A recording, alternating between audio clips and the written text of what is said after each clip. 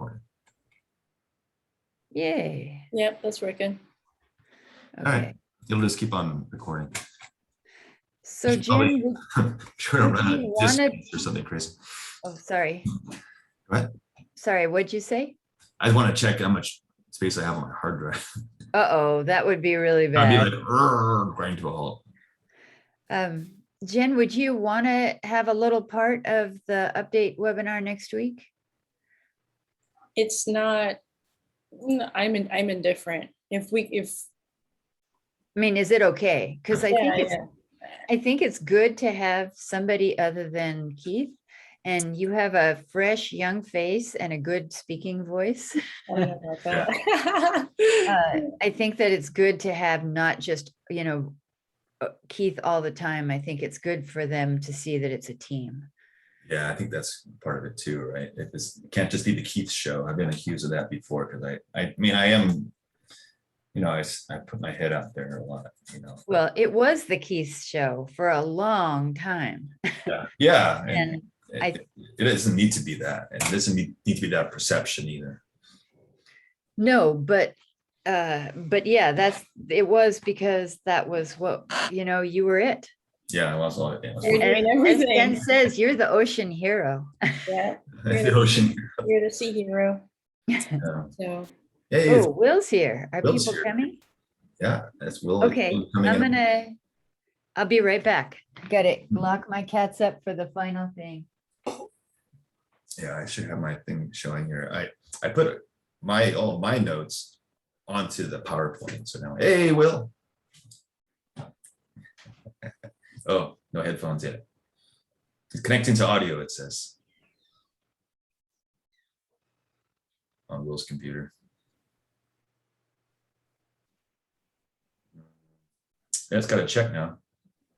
hello, welcome. Hi, everyone. Hey, glad you can make it. It's great. Sweet. We're here. Oh, look at that first class right there. I like it. Yeah, I think you're in the picture here. I am, yeah. And there's next to you is Paul Souza, who has been an outstanding star. Yes. He's done I think it's like over 20 dives now. Oh, wow. And the last weekend he came, I asked him and he came Saturday, Sunday, and Monday. Dove 2 dives each day. And then Jessica, who was on the left there, she's been out a couple times and she's been on Terry Feinberg's boat and came out with us one time. And so she's very active. I think Brett is here too. Brett McCullough. He's the guy on right too. And he's been out a few times. He's been really good. He comes from Walnut Creek and he's been good with the project. All these guys are good. I mean, cool. And Michael Tocolino in between me and Brian. Oh, that's Michael Tomolino. Michael Tocolino is in between Brian and I. Okay. And then left. Yeah. Yeah, they've been all pretty regular so far. Yeah. And I think Michael Tomolino wants to help us with some other things too, like some. Oh, that might be Michael processes. Toyama. There's 2 Michaels, huh? That's different Michael. Yeah. So Michael Toyama is the one who wants to help us with, organizing and making Excel spreadsheets good. Hey, Dennis. Hey there. Good to see you, Dennis. Hi, Dennis. Hi. I don't think I've seen you since you guys pulled up at the Cocoa View Resort in Roatan. Oh, wow. My fault.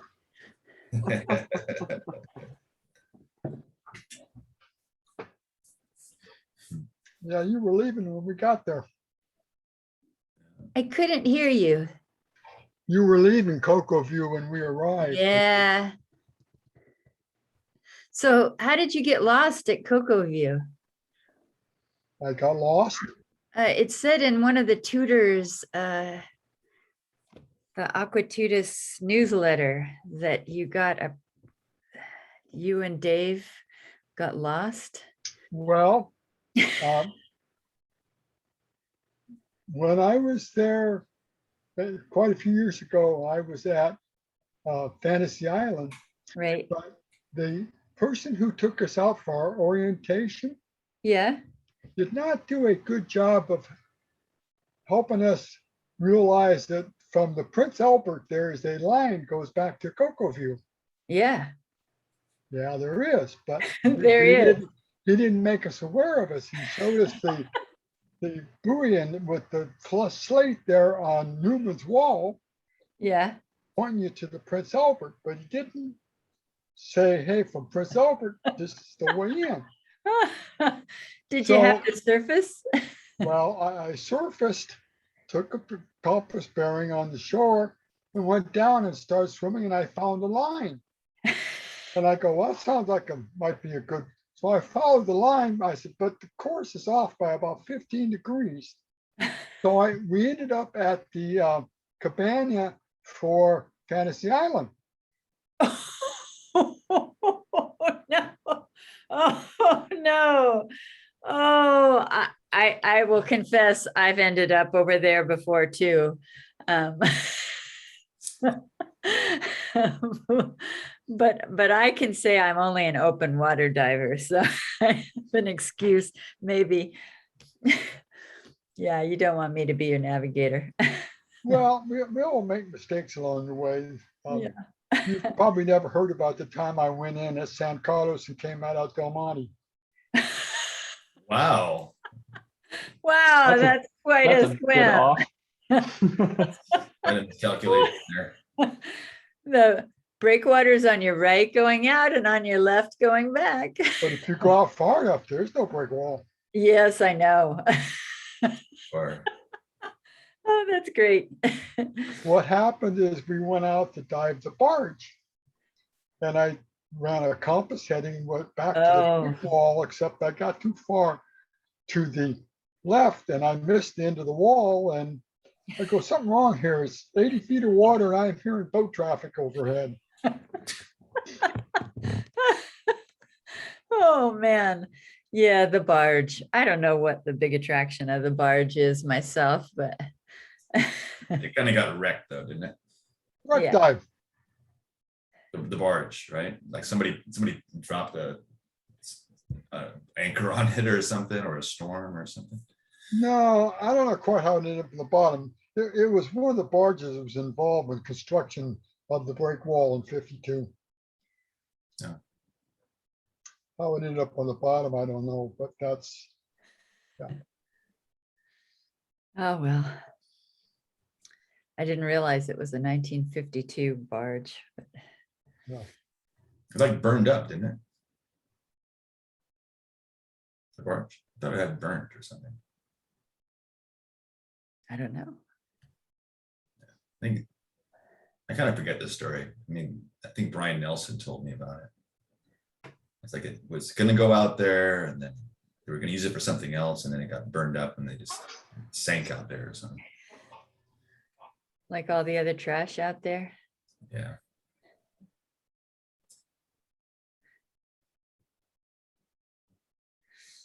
Well, so Will, you're going to see, so on your slide version, you changed the order of a few things and it didn't make sense to me.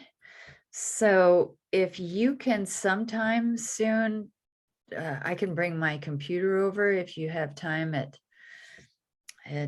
Aquarius, or we can do a Zoom sometime. If you can walk me through the order changes Sure. and show me the reasoning behind it, maybe it will make more sense to me.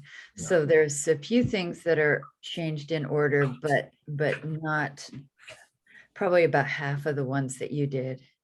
Yeah. So yeah, I can definitely talk you through that. And kind of the overall theme was just to kind of keep everything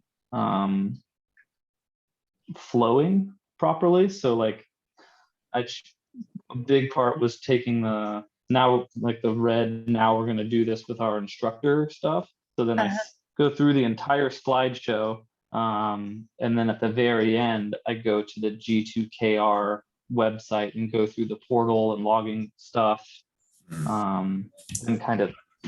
And then from there, we're pretty much done instead of Okay. going back and forth between one screen and the next. There's also the just keeping we can talk about it. We can talk. Well, and because you and Brian do it differently than we were thinking people would use the slide stack. So I don't know if you guys realize this, but what Will and Brian do is they don't have the students look at the slide set in advance. They have they go through the slides with their students as a class. And so their organization will probably always be a little bit different than the people who. There wasn't any watermanship course that I'm aware of. Uh-oh, who is this? Kevin, is that you? Oh, Kevin. See, Brian Bennett is here. Oh, Nick is here. Goody. What's up? Hey, Nick. Hey, And Tyler is here. See people coming in now. Awesome. Oh, Tyler, I haven't met you before. Tyler's like famous. Well, I know I've seen you before at Bamboo Leaf, but I don't know if I officially met you. Where is Tyler? Oh, there he, well.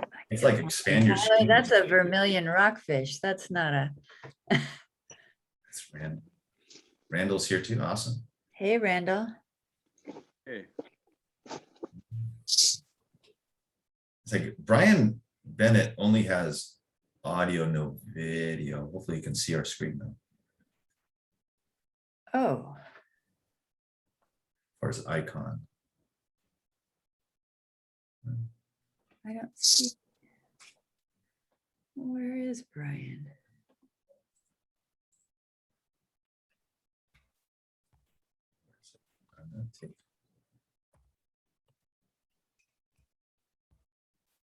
Brian, are you there?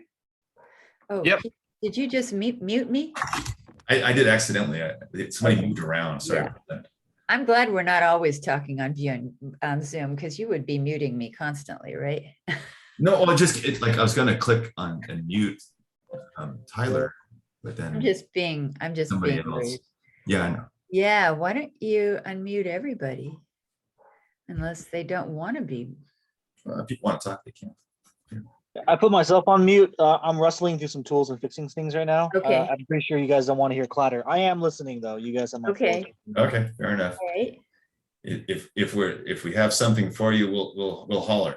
Oh, you don't need to because I am listening. No, well, if we wanted you to talk, I think. Tyler, are you there? Tyler's on mute, so. Yes, but that doesn't necessarily mean he should still be able to hear us. And Kevin and Tyler, this is Melanie. I don't know you guys. I'd love to see your faces to see if I know you from elsewhere. Kevin, and here's Bob Hallam. Oh, goody. Awesome.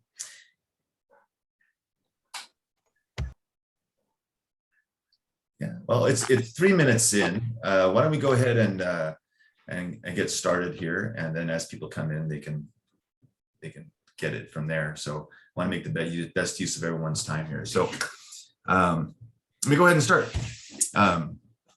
So thank you all. Welcome to the meeting. Please put yourself on mute when you're not speaking, and if you have a comment or question during the presentation portion, please enter it in the chat. Otherwise, enjoy the presentation and I'll moderate a discussion after we're all done presenting.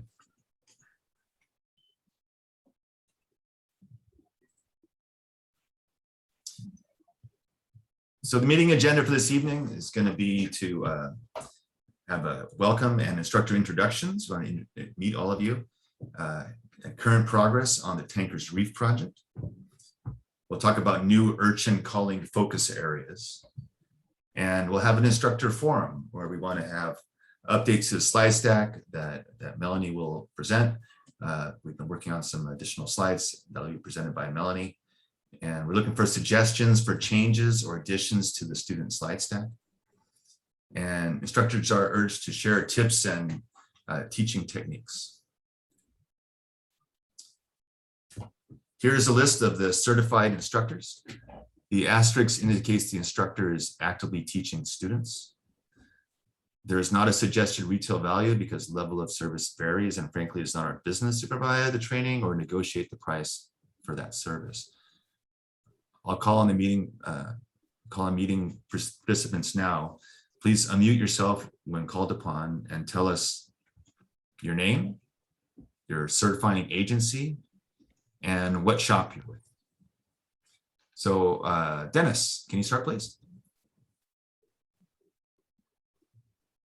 I'm first, yep, that's correct.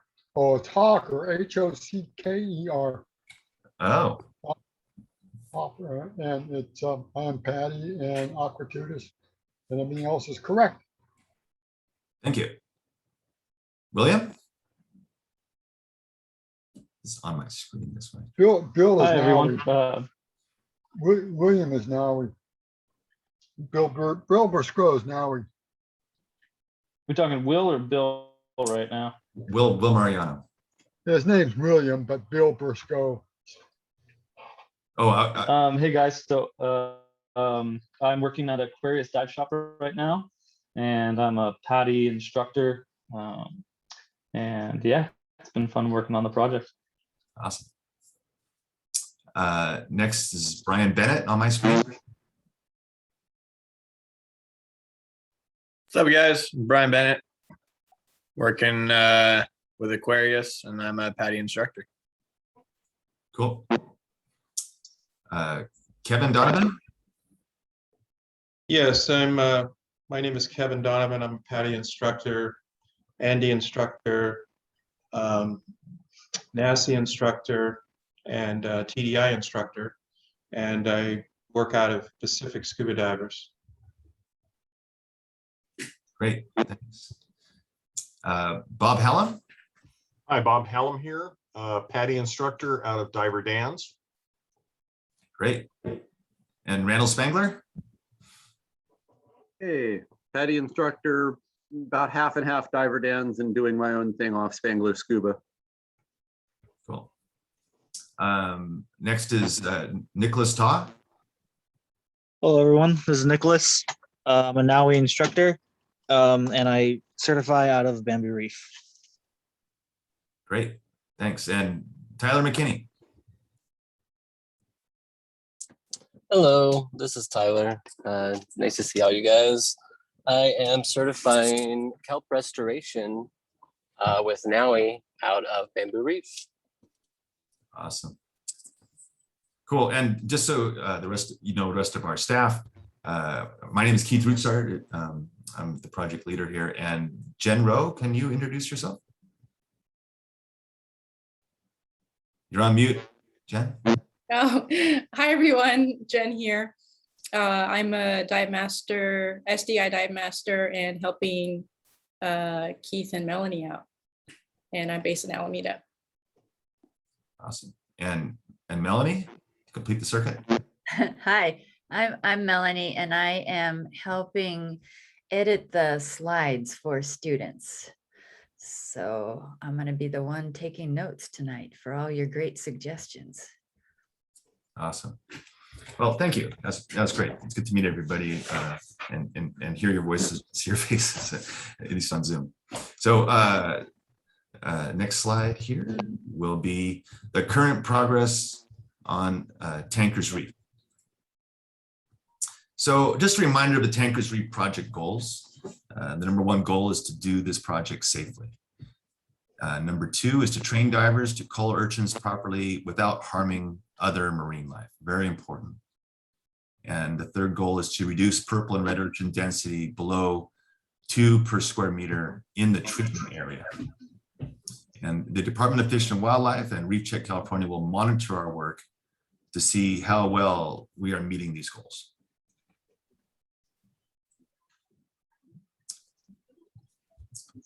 So you can see the project area in red.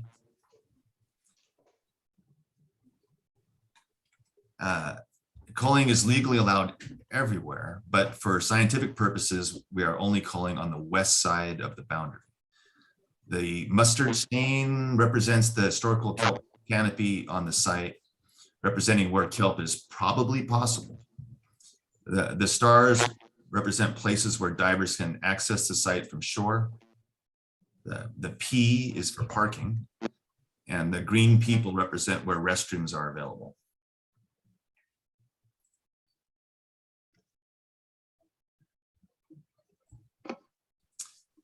So this illustration shows where the kelp forest emerged northwest of the grid in June. We have seen a few urchin incursions into the area from the east and from the south. The purple and red urchins tend to run with their species. The urchins are very hungry and are moving towards the algae in the kelp forest. And here you can see the kelp forest that was lost on the east side of the site. This area.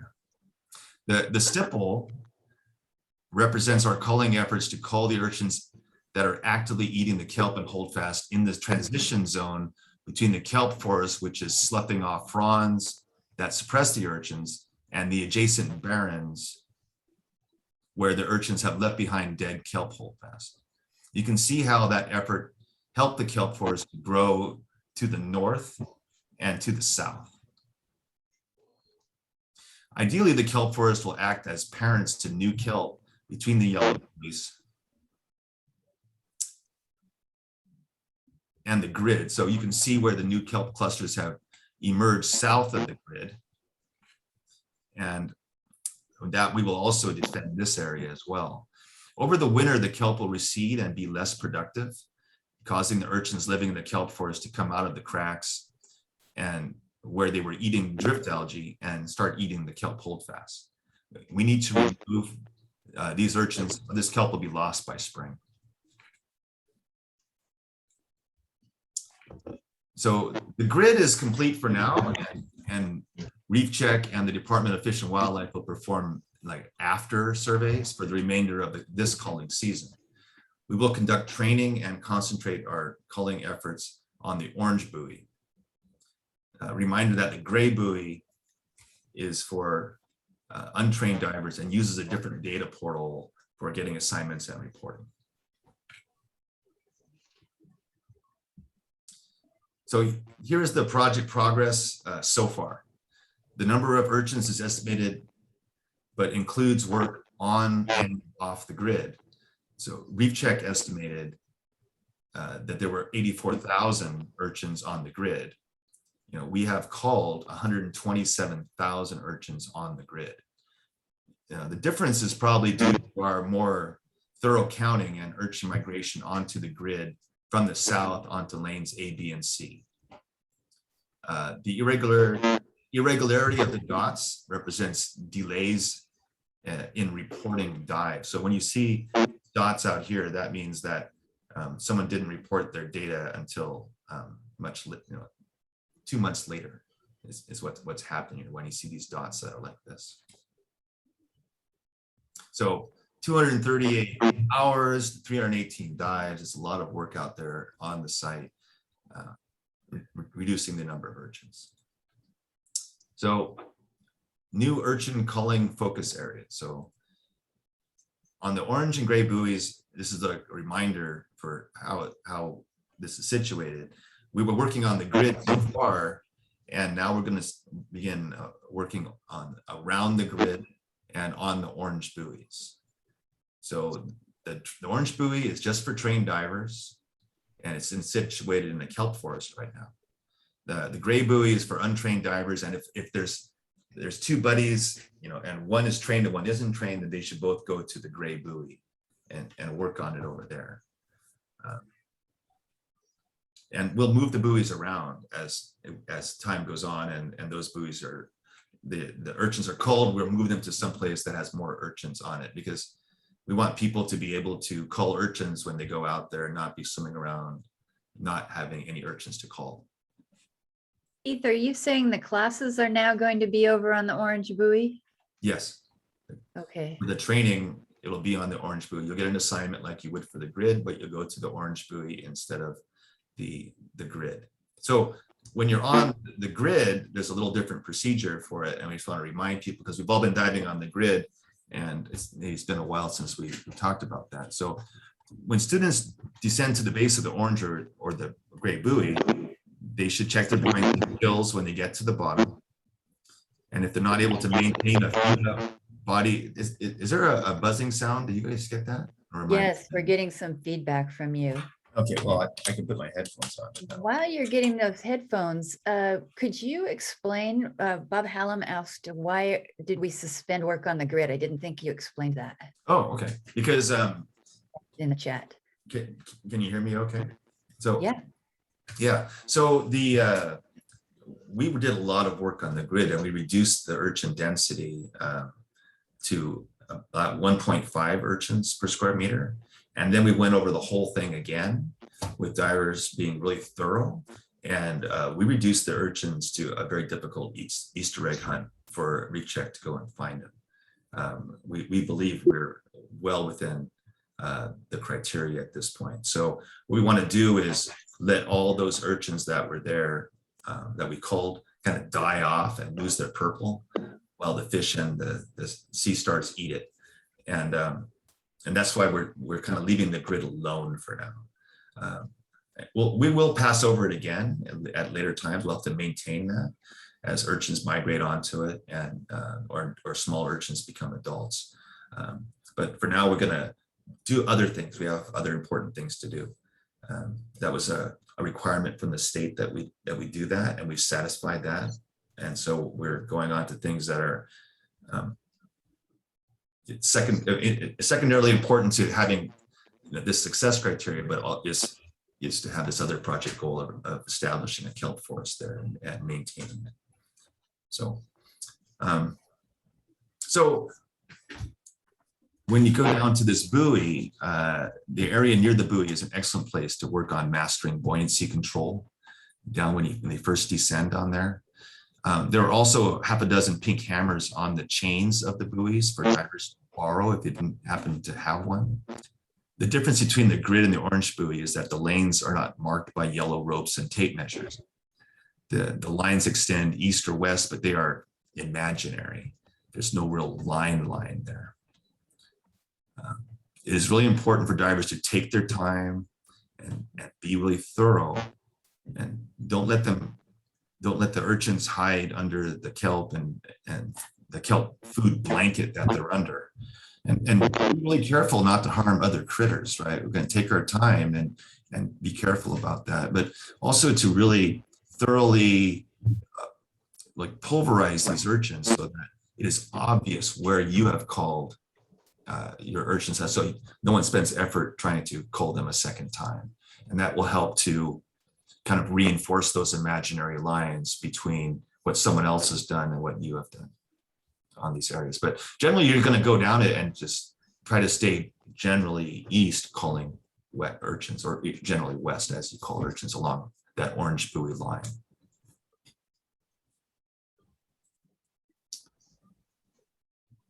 So here's I'll talk about some updates for this to the slide stack for the kelp restoration students, and Melanie will be taking this. And keep in mind as you're listening to Melanie's presentation, is if you have any suggestions for changes or additions to the student slide stack, or if there's some reminders for the instructors, and then at the end we'll talk about how we can share tips and teaching techniques for this class. I'll stop sharing. So I'm going to share in a minute, but before I does anybody have any questions or comments about the updates to how you're going to teach on the grid while Keith has still got that information up, or any thoughts? No? It's Will. Yeah. I know what I'm going to be doing is I'm still going to go down and orient people off of the cable grid so that they have an understanding of where things are on the actual cable grid. But once that they go out for their second dive or first dive, I don't really know yet, but then go to the actual grid and go to the actual culling assignment and start working on that. Yeah. So just good orientation. Yeah, I think that's really a good idea. Like if you can go down those closest buoys that are on the the southwest, southwest and southeast corners, and get orientation there. And then they kind of see what the grid is, with all the tags on it and everything. And that's really helpful too, because those corners are where there's a lot of incursions. And so it's good to kind of keep concentrating effort there on a regular basis as well. I'm wondering if it would be possible to put a tape or a line of some kind from the southern end of the orange buoy tape straight over to the grid. Would that be helpful for instructors? To navigate over there. Yeah. I think it's another dive completely. Like there's like 2 dives in the PADI class, right? So the first one is like an orientation, buoyancy, control effort, and it's on the corners of the grid, and they can kind of get orientated to it. And the second one is where they're really recording data and working on the orange buoy. There was a suggestion from a tech diver, but it might be something that's beyond our reasonable ability to do, would be if you go on the orange buoy and you want to keep the divers going straight in one line, that you would just take a reel with you and tie it onto the tape and just run it directly east or west. And that way they have a reference line to keep them going straight. But it's kind of difficult to plan logistically, right? Like someone would have to go with a buddy and go out and drop the line, and you have to go out and reel it back up. And it's an extra step, and we're really, that's an advanced topic, I think, laying out a line and bringing it back. So, we're not teaching that. And it's But- okay if they don't stay exactly in their lane, right? Right. I mean, you just kind of That's not like, big of a deal. right. Like there's all these dead urchins there. You're not going to cull them again. You'll just go to where there's urchins that are not culled, and you'll just keep going on that way. And generally we'll press out from that, and then we'll move the whole thing somewhere else and do it again, and just kind of keep doing that. And the orange buoy is going to move around that kelp forest in the next couple of months here. Okay. Well, I'm going to share my screen, I will stop sharing. and I'm not sure for you instructors. Uh-oh, where is it? If it would be better to have the full view or the other slide view. Is this okay for you guys? Unless you get the little tiny print. Okay, all right. So what I'm doing is I'm helping to update the slide set for you to use with the kelp restoration students. And I'm really hoping that you will interrupt if you have any ideas to make this better or to change it so that it's useful to you. None of us who have been working on this are doing the actual teaching. And so we really need your input if we want to make it good. And instructors Will Mariano and Brian Bennett have already given us suggestions for changes, and you're going to see many of their changes in this updated version. But Will and Brian don't have their students go through the slides independently prior to their initial classroom session. So the kind of slides that they might need would be different than the rest of you, who I'm assuming would have the students work through the slides before you met them the first time. So anything that you can do to share your thoughts would be great. I'm just going to, oh, sorry. Bob? Oh, wait, you're muted again. Yeah, the Yeah. puppy came in the room, so I muted. So I am going to just whiz through the slides, stopping only for the slides that we've changed significantly. And I think Kevin might be the only person who hasn't seen the slide set. So Kevin will give you access to that later on so that you can check it out. So you'll see that I've eliminated a lot of the clicks so that there's fewer transitions, and just stop if you've got a suggestion. So what you will learn didn't change the prerequisites. They're all the same. Didn't change the knowledge objectives. They're all the same. So all of this background is the same as it was before. And then when we get to this slide, I took Will and Brian's suggestion for consolidating two of the slides we had and make it a little bit simpler for people to look at. And most of their suggestions were in changing the order and in consolidating, and they were great suggestions. So what Will added to his was a detailed diagram showing urchin anatomy. And we can add one. Would you instructors like to have this be a little bit more sciencey than it is? I think it answers the question about why they aren't marketable. That's true. And anybody else have an opinion one way or another about adding it? The reason that I added this slide into the stack was just to kind of provide a little bit more of an anatomy conversation and kind of point out the little pieces that they're seeing.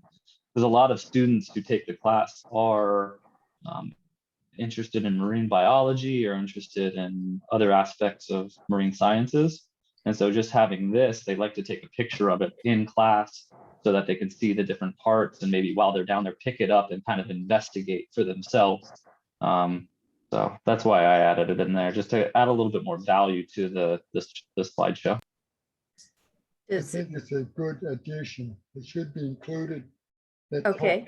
helps people understand the structure, the anatomy of an urchin. Okay. Yeah. Well, does anybody have any objections to it going in there? Of course, you can always delete it if I do put it in, right? It might be useful actually to have a top view so we can explain why hitting them once doesn't count. Okay. All right. I can do that too. And So- I believe this is a green urchin.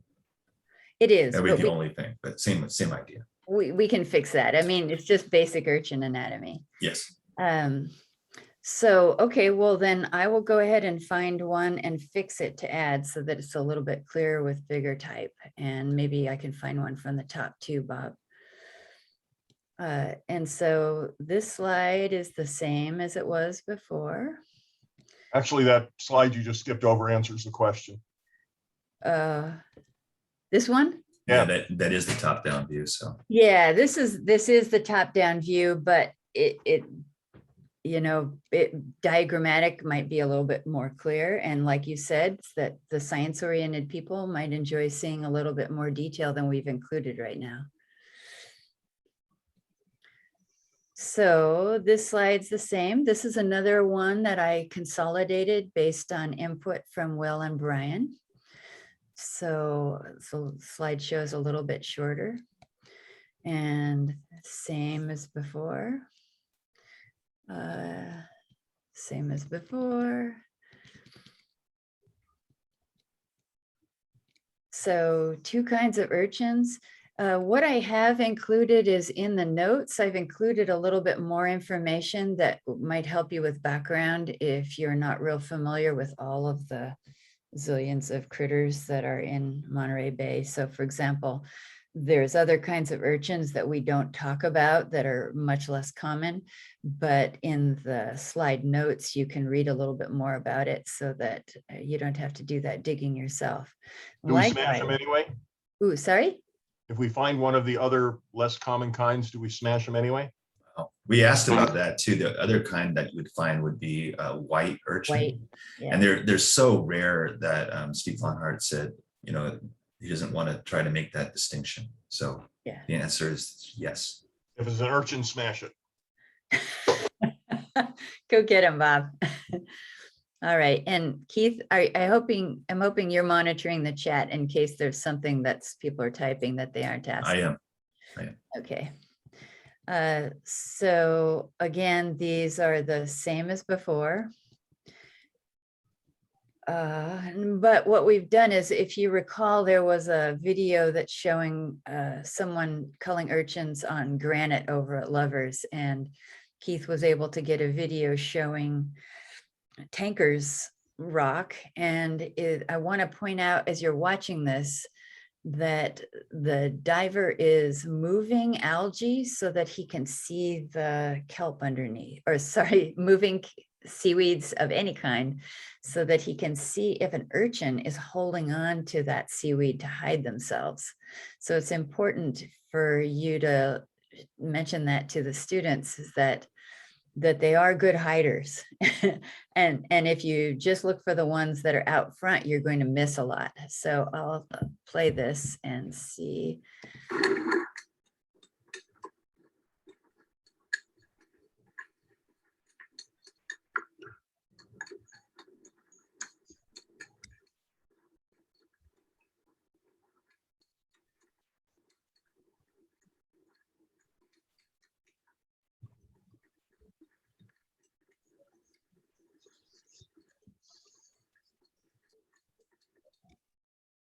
Not very easy to get a good video with all that silt at tankers.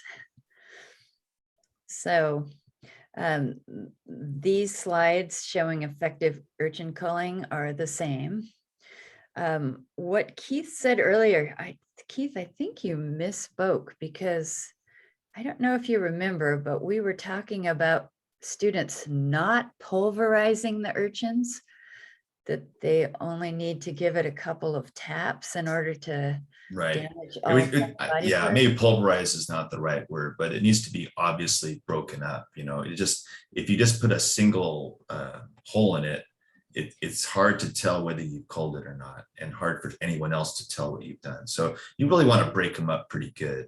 But you don't want to sit there and hammer on it 15 times to pulverize it. You just want to disable the 5 parts. Yeah, I mean, you saw in the video what it was. It was a couple taps per urchin kind of thing, and you just move along. Yeah, but you have to make sure you get all 5 segments. You know, with the chisel end of the hammer, and once you get a little bit of experience with a kind of a medium-ish urchin, a couple taps right down the center area, like here and here, will clean that whole surface out. But for students, it takes a while to get used to the hammer well enough to be able to do that, right, Will? Well, okay. Yeah, hi. So it does take a little bit of time for them to kind of understand their buoyancy while swinging the hammer. It's my understanding of urchin smashing that we're trying not to damage the rock at all, which you can hear in that video that he's clearly smashing on the rock. He's also swinging the hammer without looking about what's underneath it, which is something that we are trying to avoid as well to preserve biodiversity. I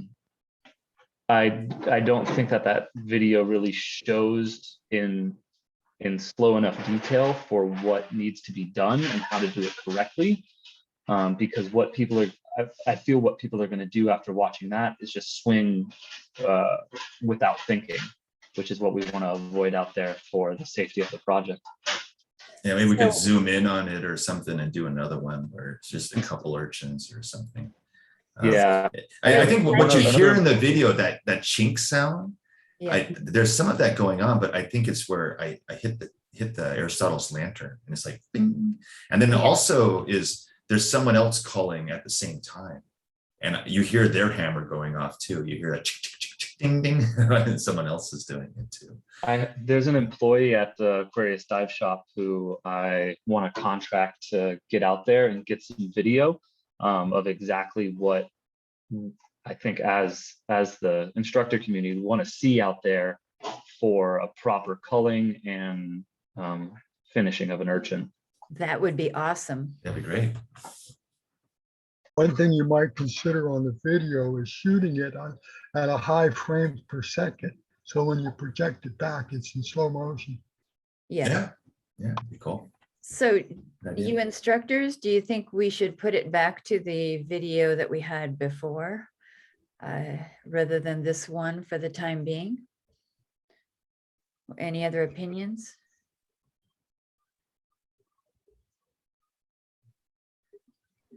No? I think it's best to go back to the other video for now. I don't think that video really aims towards what we're doing for the project. Okay. All right. So, so this one just has like word or two. These are all the same. And this is showing definitely don't put just a single hole in the top. It's going to kill them eventually. And then, so, you know, Will knows I was a school teacher before, but what I would do is, as an instructor, I would show the video and then I'd explain what they were seeing and then I would show it again. Do you instructors like to do that? Or should I just let you go back to the video if you want to re-show it? If you stuck some slides in between the two that kind of stress the points you want to make, that would Okay. not just having 2 copies of the video. Okay. All right. Will do. So these are the same. So one of the things that Keith has been concerned about is newer divers passing by too many accessible urchins and not being thorough enough. So the next 2 slides have changed a little bit. Instead of leave these alone, I said that this may be difficult to cull without harming surrounding invertebrates. And not just to leave them alone, but leave them alone unless you can be sure your hammer will not harm other organisms. Because people who are more experienced are able to safely cull urchins without damaging other critters. Also, the thought would be that you might not be able to get 5 pounds on it, but you might get 1 on a crack, and that would, you know, injure it at least. Yeah. So, and this is a new slide. I took out one that we had before that was kind of redundant and put this one in. This is another tanker shot. And it just says most of the urchins can be culled effectively by an experienced urchin culler. So not everyone would be able to get all of these, but Keith probably could.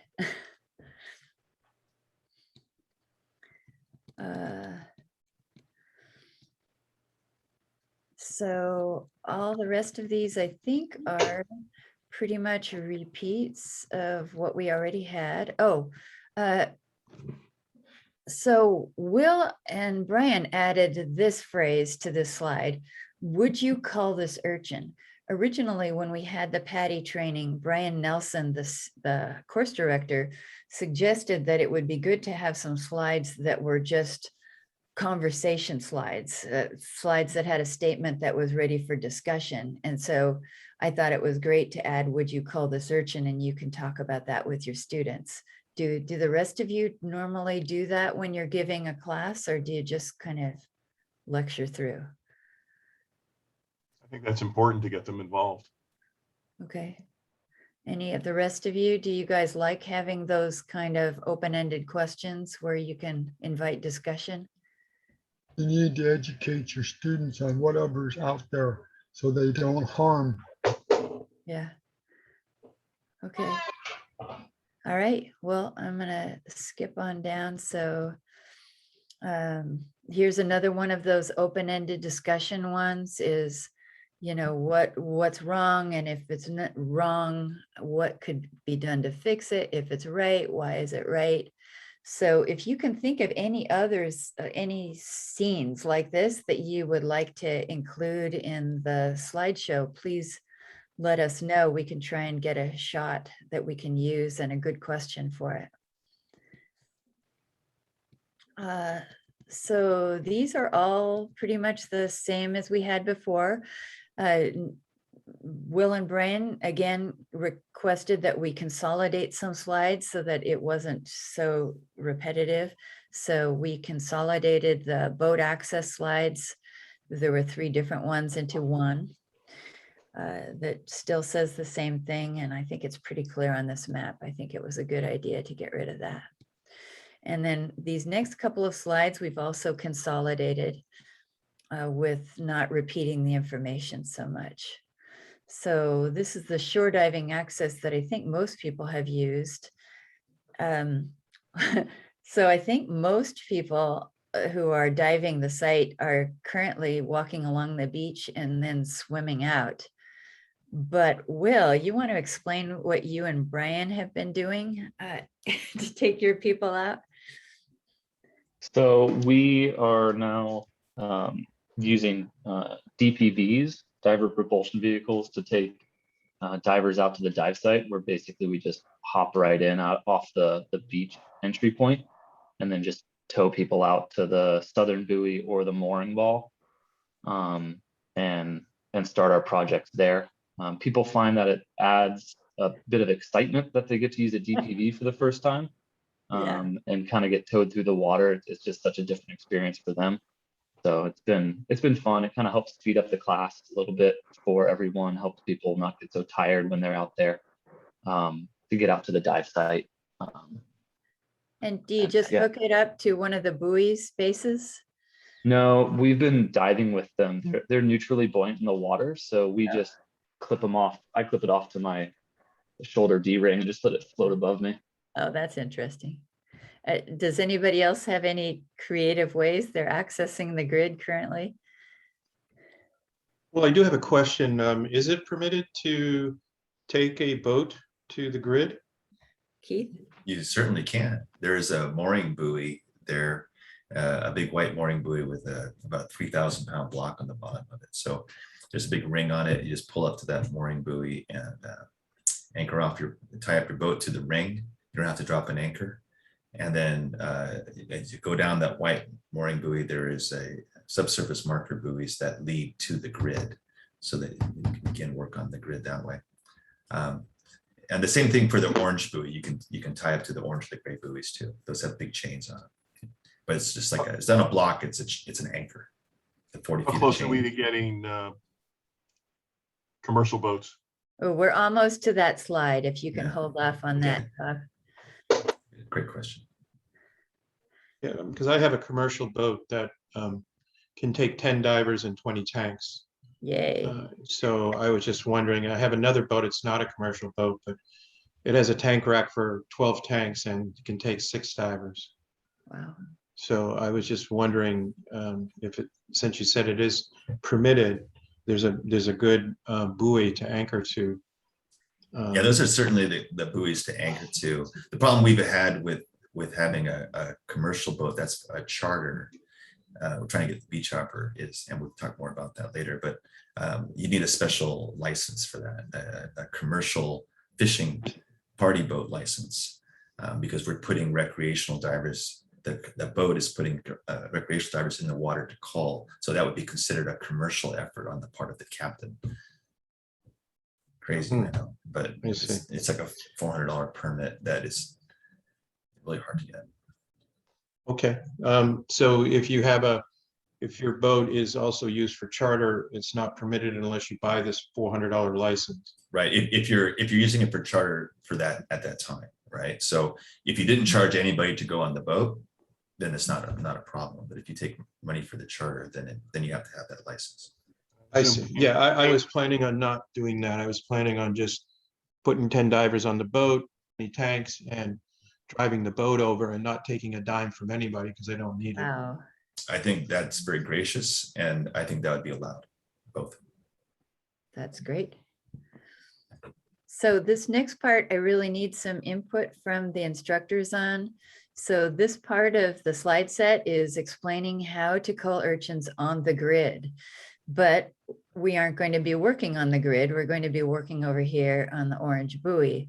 So the question is I'll show you what the orange buoy instructions are, and let me know if I should reorganize things or add something. So this was all for the grid, and I'm assuming we'll be off the grid at least until next spring. Those slides are all the same, collecting and recording data.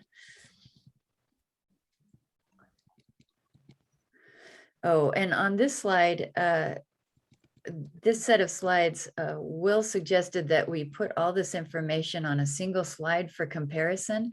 But honestly, with PowerPoint, I don't think I can do it without really reducing the size of the images. So Will, that's something that maybe you can work with me on individually. Okay, so here's for the orange buoy directions. So again, the orange buoy is for trained divers only. And this is all we have for directions for diving on the orange buoy. Oops, sorry. By this definition, a class is quote trained divers. Trained divers. Yes. So being a trained. class can dive the orange buoy. Yeah. Yes, you're with them. So the instructions here are fairly brief compared with what we offered before. And I mean, I think like showing them how to work the grid is, I think, a great instruction tool because it's so defined with the lanes and everything. And we'll have to go over it again. I think like in the future, like next year and stuff, we'll still use the grid. We may even get another grid somewhere else, to use. And so my preference is to have the grid for people to learn on. But at this point, we can't just make another grid. It's too late in the season. And there's hardly any urchins on that grid right now. So I don't think that they would. No, it wouldn't really work unless we start taking purple rocks and throwing them out there or something. I think once you understand the grid and the concept of the grid, the virtual grid that you're creating off the orange buoy is pretty easy to understand. Okay. So this is the second slide, and it's just talking about stopping when you get low on air and ascending and then returning to the surface. So if you have a chance to go through this and any of you have any ideas to make it more understandable for your students, I sure hope you will let us know. Do you prefer that idea of go until you're low on air versus move over 5 meters and come back when you're at half? There isn't a move over and come back, I don't think. I don't know. Keith, what do you think? Well, what we've been doing is like when you're working on it and you go down pretty far down the grid line, let's say, then you have to kind of set a PSI to stop, right? Like everyone agrees that like go to 800 or whatever it is, and then we're stopped and swim back to the buoy and leave. Kind of thing. It's kind of yeah.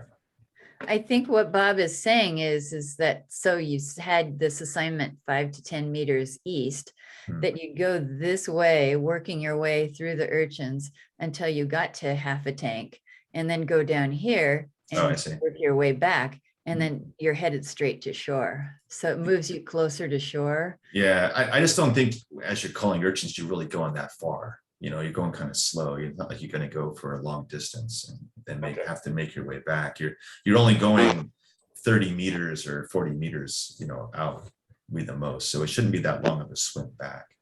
You just have to have like a cutoff point. Yeah, that makes a lot of sense. What if we change the orientation of the transdeck line, having that go east-west, and then they call north-south? Yeah, the problem is physical, because when we put lines going east-west, the swell just chews them up. All of our tapes get destroyed out there. The only thing that's surviving the east-west orientation are the leaded lines that are bolted down every 10 meters. Everything else gets drifted out. Good question. We've also been training divers instead of like around their half tank to just take their navigation straight to shore and finish off their dive either outside of the grid or making their way back to shore with the remainder of air, and not even having them surface anywhere near boat traffic. That's great. Yeah, from the grid, you go through that, and then you're going through like a Stephanopysis forest. It could be like a little adventure going back to shore that way. Yeah. That's a great suggestion, Brian. And you get a little adventure dive out there too. I've seen electric rays and stuff, and bat rays and all. Oh yeah, there's some neat stuff out there. Yeah, I have 2 questions when you have time. First question is, does anybody know if there's any limitations in the PADI course taught by the course directors for using trained teams, certified teams of rebreathers? I don't think so. You can do that. It's not mentioned anywhere in it. As long as they're certified rebreather divers, you could do the whole thing with rebreathers. Okay, hold your breath for 20 minutes. Open-ended that way. Do it Free dive too. Yeah. That would be good. The way it's worded, no matter what kind of diving you're doing for this course, you can do it if the divers have those certifications. Right. I'm just in the middle of been diving with a team of 8 rebreather divers, and most of us are just trying to get, this is my 3rd rebreather. I'm trying to get to 100 dives, and most of us that are on the team, so we can teach it. And so, of Ooh, course, that we're already was- certified, but we want to teach it. So this is a good case. I mean, the minimum the minimum time that the scrubber has is 3 hours. But even though there are, like, the California Academy is diving for over 5 hours with the same rebreather, but going down to 500 feet. But this is not quite that deep, I don't think. No.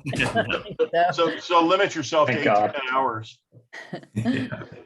Yeah, well, what you probably have to do is go for 1 hour, come in and surface, and take a 5-minute break or 10-minute break, and then go back down and do another hour. Do that 3 times. Yeah. And then the other second question I had, is there any way to get information access to a course director that can teach a team of 6 to 12 instructors that I have access to? Well, for that, we could ask Brian Nelson if he would like to teach the course again.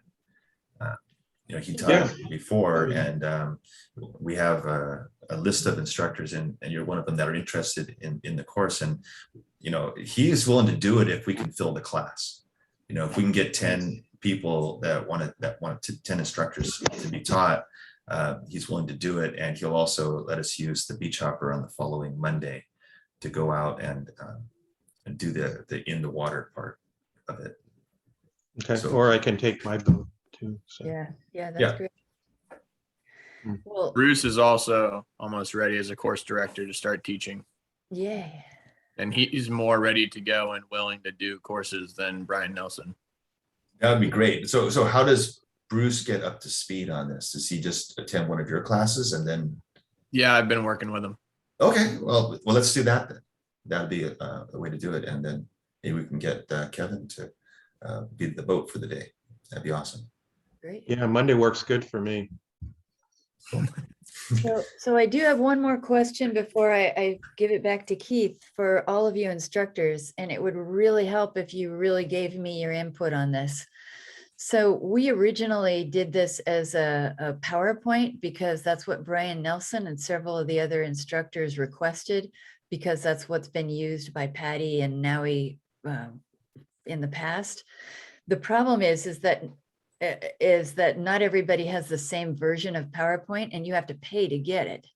And so if you download this in a different version, what happens is the fonts, the text gets corrupted.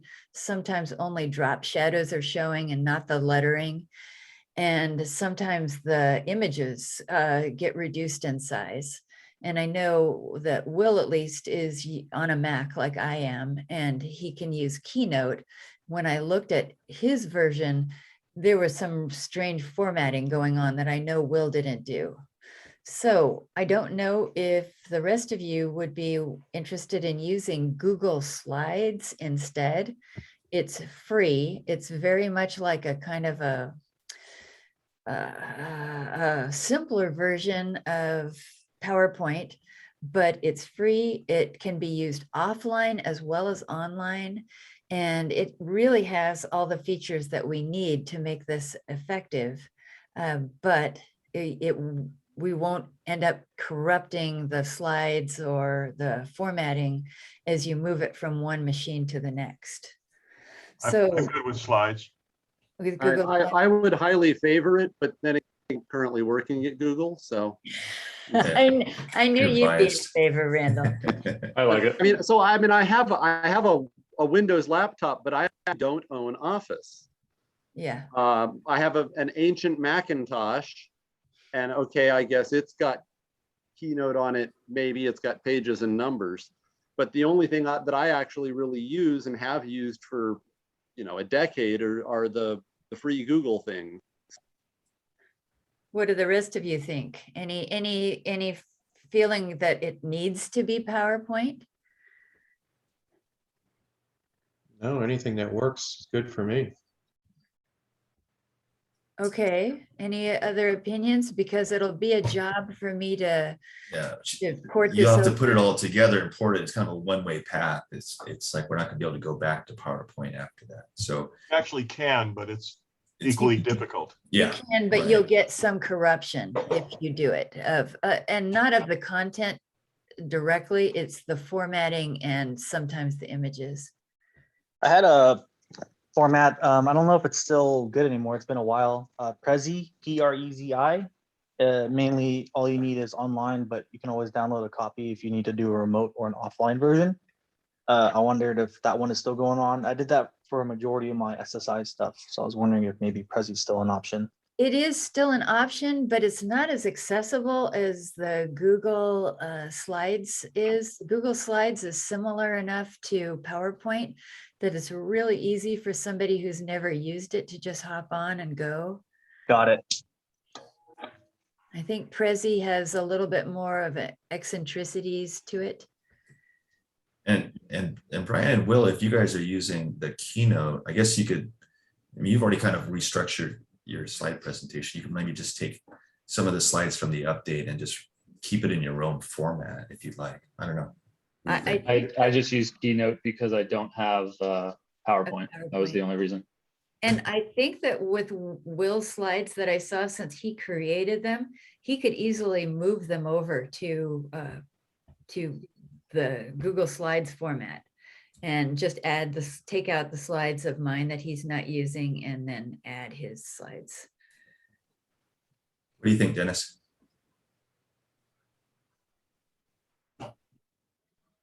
Dennis? What do you think? I'm open to whatever works across the board. Well, Another nice thing about the Google Slides is that if we have comment access, we can make comments on slides directly that then, you know, show up in the comment feed for editing things in the future. that's terrific. And so as we're teaching the course and realize, oh, I have a question on this. Okay, I'll just add a comment to this slide.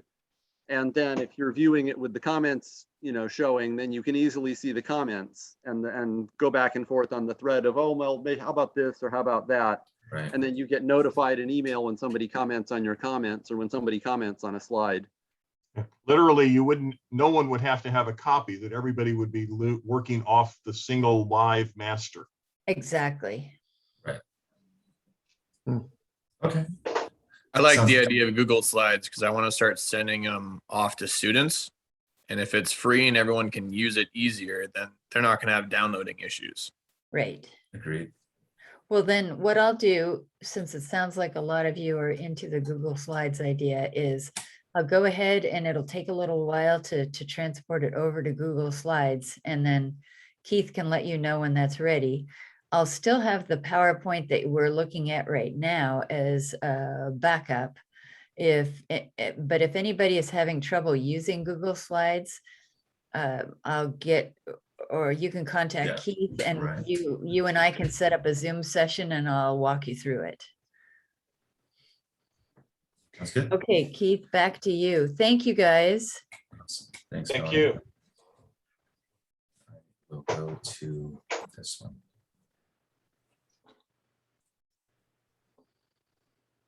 Everybody see that? Okay, cool. Move some things out of the road. We're just about out of time here, but so some reminders for the instructors as part of the class before the students dive on the reef, and to make sure that they're registered. Register at g2krlink.com/register. Have a waiver. There's a waiver and it's available at g2krlink.com/release. And then once they do the waiver, then just email a picture to info@g2kr.com. So we have a record of who has the waivers on file. And Casey, who's not here today, she'll be tracking all that and making sure for all the students that we have waivers for them. And then get a lane assignment. Sorry. One for the class, one for each buddy pair. For the get a lane, it's one for the buddy pair. So what I've seen William and Brian do is they'll get one for the class before they take the students out there. So that way they know where they're going. Okay, but it's one lane for the whole class on the trainings. Yeah, well, if you have like 4 students, maybe you get 2 lanes, right? You can Okay. do that too. Yeah. But for each buddy pair, just get a lane from the assignment. And then after the class, after they do their dives, they need to enter their data online, and that's the link there for it. And then the quiz is here. And this is this crazy link. We'll get you a better link for it. But we have a quiz that we put together that kind of sees like how the class is landing. So we have a record of how it's being understood. And we can get some feedback for the class about how things are going. And then dive student certification. We made another form, a Google form for them, for you guys to enter the data for the students. It basically asks what is the instructor's name and then who you're certifying. And then it forms in an Excel spreadsheet a list so that we can reconcile that with our overall diver registration. So we know who is trained and who is not trained, and still, I'll get that information. Because the authorities ask me, they say, well, you have all these divers that are registered, but who's working, who's trained? And I'm like, I don't know. So we need to reconcile that. And that's the portal there. And I'll make a better link for you and I'll share that with you. But that's a different form.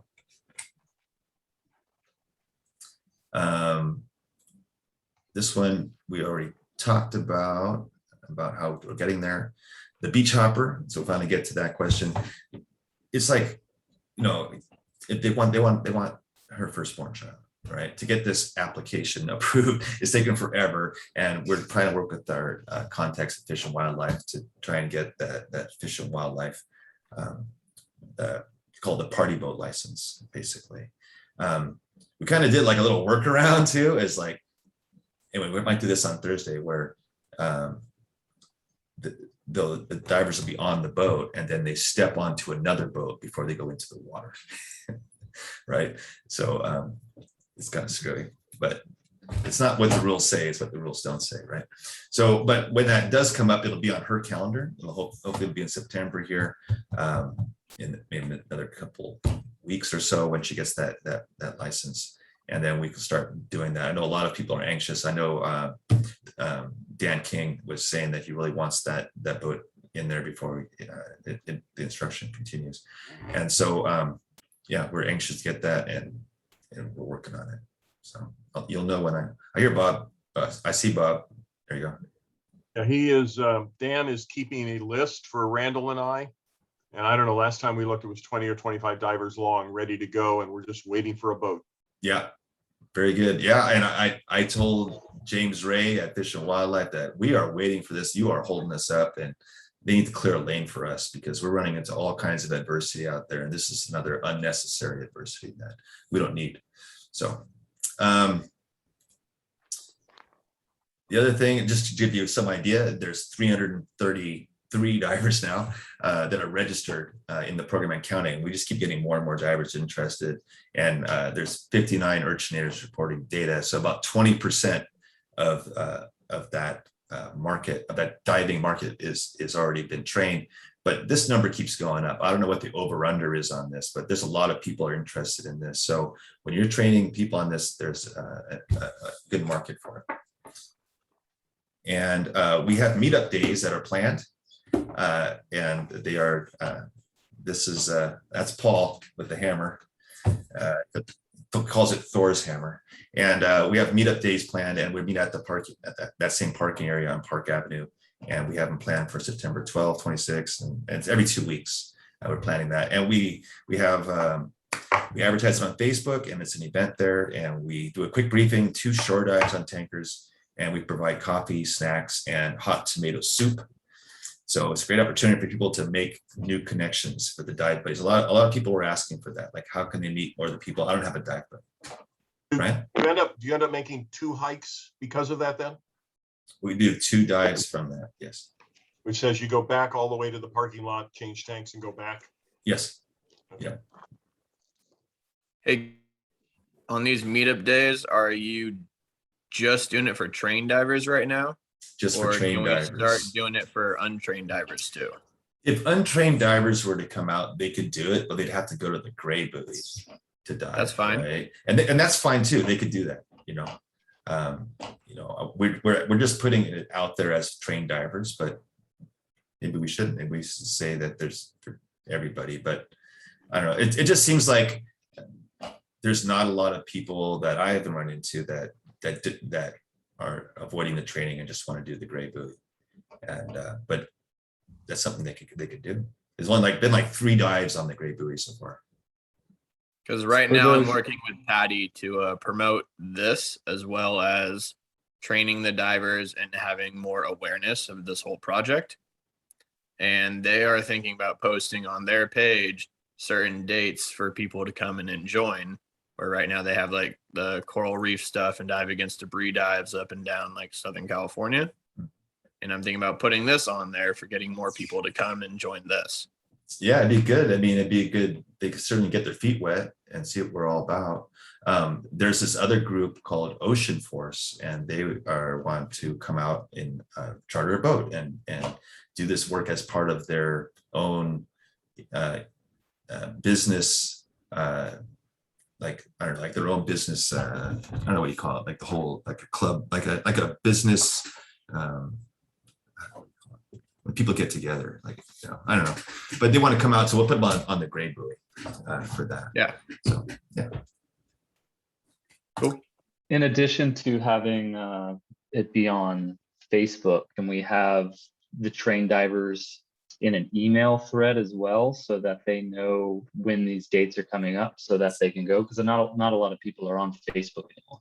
Yeah, I think the way to do that is through our newsletter. We have a newsletter subscriber list, and we'll announce those dates on the newsletter subscriber list as well. We've been kind of busy and I haven't been able to make enough newsletters, but now the team here, Jen and Melanie and Casey, are helping to put the newsletter together. So we'll be able to issue that more regularly and tell people when these dates are. We just had a newsletter come out. Will, did you get it?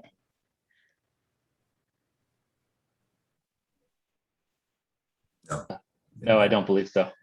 Yeah, because probably went to info at Aquarius, not to you. I don't know. It depends on how you signed up, I guess. Yeah, if you sign up with your own personal email, and then another email will go out with a reminder a week before the meetup typically.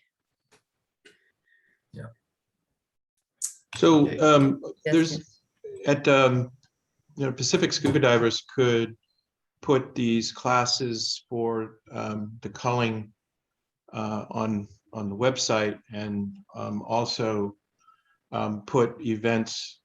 There's an event section where people can sign up to board the boat on certain days for free.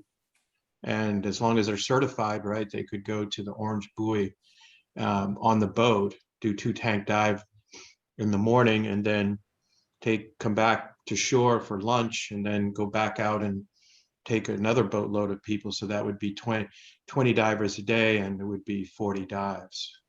And that event could be right on Pacific Scuba Divers website and make that happen. Yeah, that'd be great. Would we have them go to your website to sign up? Or Yeah, how they would would we just control go that? directly to our website and sign up.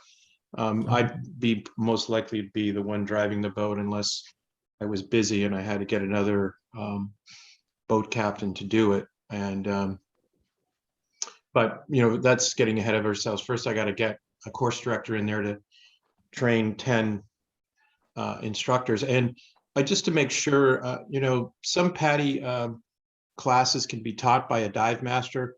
Is this a class that can only be taught by an instructor? yes, that's how it came through when we were trying to get this initially put through Patty. His Right. dive master wouldn't do it. Okay, all right. I don't Just think wanted to make dive sure. masters can teach any course that requires diving. Yeah. Yeah. Yeah, so this on the screen now is our collaborators and allies. We'd like to have more. We'd love to put Pacific Coast Scuba out there too. So, and this is our sponsors and fundraising platforms. Basically, the point of this is that the project is entirely grassroots funded, and that affords us the flexibility to do what needs to be done for the benefit of the project and avoid any kind of grants or satisfying any political objectives or anything like that. And Louise Woolley, who's center there, she is our largest contributor, and she dove with me 6 times culling urchins. And she recently celebrated her 80th birthday diving at 80 feet. And that's really inspirational that she's been doing that. So She's a force of nature. yes, she is. Do you have a way to do 503c3 donations? We do. We have a fiscal sponsor, which is Get Inspired. This organization over here, Nancy Caruso. And so people send her a check, and then she sends a check from Get Inspired to us. And it's even been where someone, one of the students from the Aquarius dive shop, his name is Brian Tamaguchi, I think is his last name. He donated money, and then his company Chevron, who no longer works for them, they matched with his donation, and so we got 2 checks. So that's $800 for the project. So that helps out. That's amazing. So we're looking for those kind of opportunities, but the GoFundMe account's been doing really well. There was somebody a person died. His name, what's his name now? Kevin? I think it was Tommy. Tommy Druhan. Yeah. Druhan, he died, but his dying wish was to give money to the project. And so people have been donating in his name, it's just kind of amazing, Local spear fishermen. Yeah. I mean, it's like, well, his family is like, like this is what he wanted to do. So,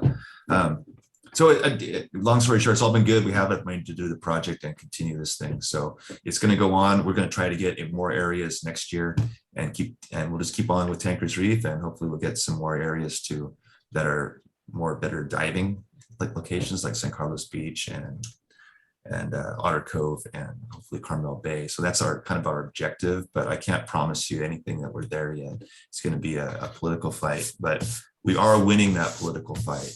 Today we learned that this bill that we pushed through the legislature has passed through the legislature and is now going to be going to the governor. That's the AB 63.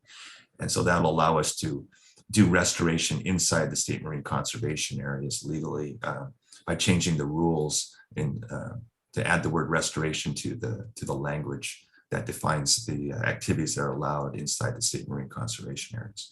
So we're making some progress, but it's going to be, we have to convince the commission. And part of what's going to convince the commission is that we're doing this well, and we're giving them good data, and we're not harming other wildlife, and we're communicating with the authorities and all of that, and not doing things that we shouldn't do, like going into reserves with hammers and things like that. So just be really careful and be patient, and we will get there. Now, what about areas that are not under a a reserve area? Is there any laws against that? Well, the only thing that you can do outside of the marine protected area, except for this one, is take 35 urchins per diver per day. That's the rule. So this is a special exception that's just for this place in Monterey to be able to take an unlimited number of purple and red urchins. The marine protected areas are off limits to any invertebrate take. Right. There's a lot of areas that the last time I looked at the map were non-protected areas, and they have kelp in them. So yeah, there's some there's very little areas that are not MPAs in Monterey, like kind of pretty much from the breakwater wall all the way around to Point Lobos is pretty much an MPA. There's some exceptions around Pescadero and stuff like that, but those are hard to dive. And And you can go south of Point Lobos. I mean, there's huge urchin barrens at Garrapata, but you know, the accessibility is a problem too, right? It'd be nice if the best accessible areas were all taken by MPAs when we set them up very deliberately. So we're trying to get into those. So before people start to need to leave, some of the instructors have come up with really creative ways to teach the class. Like Will already mentioned how he tows the divers out and then gives them a little sandy bottom tour on the way back. I know Nick Ta has been doing some kind of practice with fake urchins before he goes out. Nick, are you still here?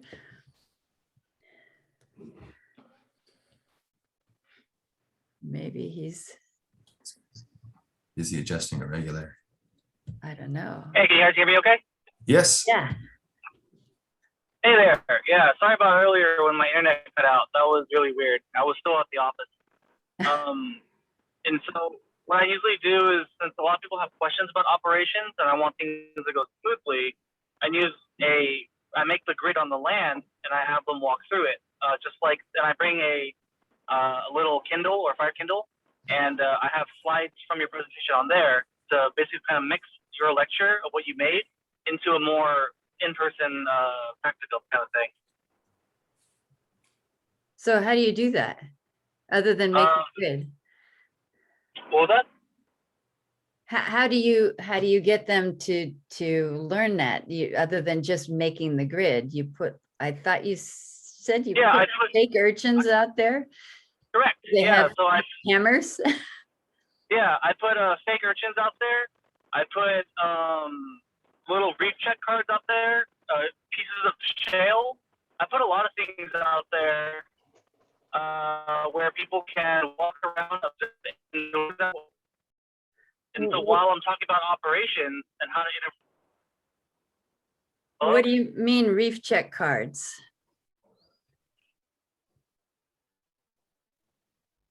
Oops, I think we lost him.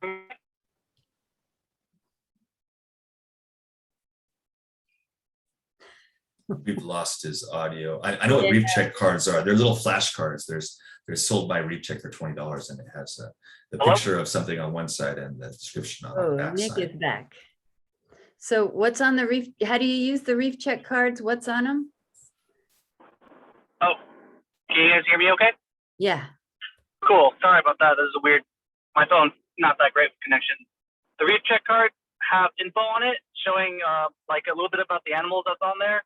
And so while we're walking along the grid to show like buddy formations or how you would want to beat into your buddy when you're culling, I would have them like, oh, hey, look, for example, there's a piece of shale that has a fake urchin on there and an abalone card. And more often than not, people will see on the reef while they're smashing, oh, shoot, there's an abalone behind my urchin. Maybe I should pick this urchin up and smash it elsewhere. What is your fake urchin? And so I want to show people that the fake urchin's a foofball, a little foofball that they're tiny. They're like 1 centimeter. Some of them are a little bit bigger, like 3 centimeters. But it shows that they're small or hidden. There's no really any gimmies when I show them the fake urchins. It's like situations like they're going to be in the crack or in the hole,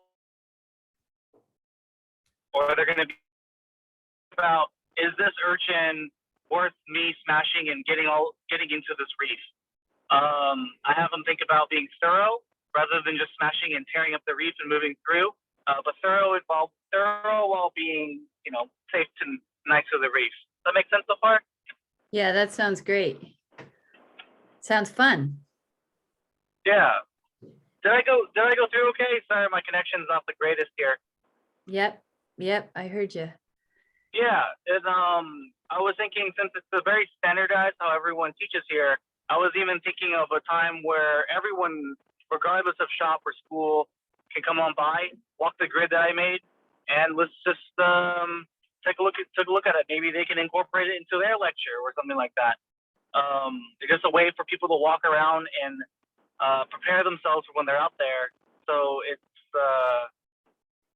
prepare themselves when they're out there so they can focus more on just enjoying the environment and smashing urchins rather than thinking about like, am I lost? Oh shoot, where's my buddy? How am I supposed to do all this?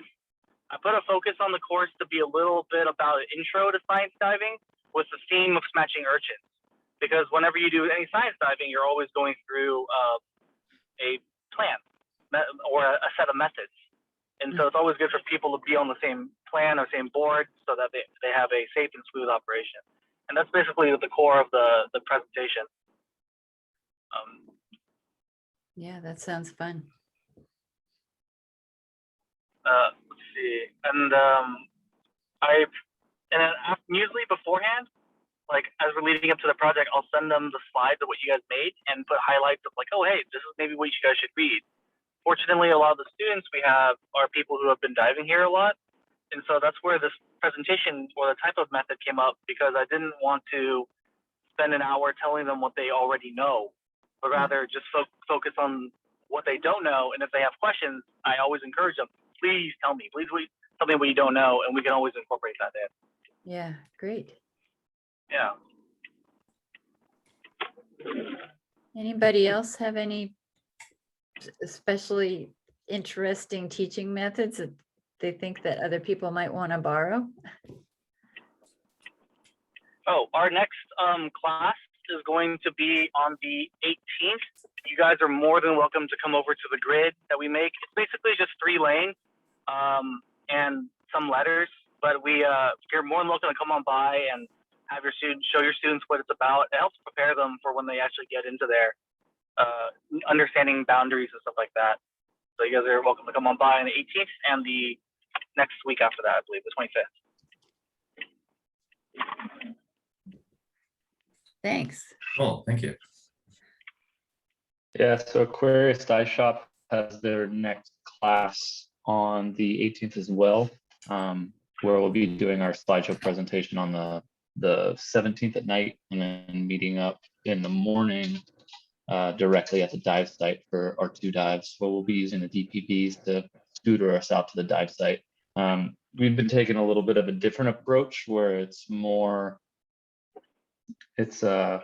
of just getting used to the G2KR website and data portal, and then giving just a broad brush overview of a lot of what's been going on in the Monterey area and up and down the coastline with the urchin barrens that have been taken over. Nick Taw and I back in 2016 ended up putting a free diving video together, and actually I show it in the beginning of the slideshow stack after the prerequisites and whatnot, so that we can I can give a good comparison of how it used to be versus what it is now. And there's shots in there of Lover's Point, there's shots of Carmel River State Beach, Monastery, and all over the Monterey Peninsula. So I just use it as a good example of, what used to be versus what's going on now. And people seem to enjoy it. Thanks, Will. I forgot we made that video. It works pretty well. Yeah, would you be willing to share that with us to put on the website or something? If it's appropriate, definitely. I think Nick Taw, I think you have the original file on that. It's on YouTube right now. And that's kind of the easiest way to watch it. Yeah, I'll send you guys the channel, and I have a couple videos too, predating in 2016 with a couple stuff like that. Happy to share it with you guys. That'd be great. Yeah, sometimes Put the link in the comments right now. Oh, thanks, man. Super, thanks. Yeah, because sometimes, we've been doing it for a while and we kind of assume that everybody knows how it used to be. But a lot of these new divers, they never seen it how it used to be, and so this is their normal, right? Like, how's that? Right. So I think it's really good to show, how it used to be like 2 foot thick mat of kelp out there, and kind of tell them that experience and how, what is lost, and what's at stake.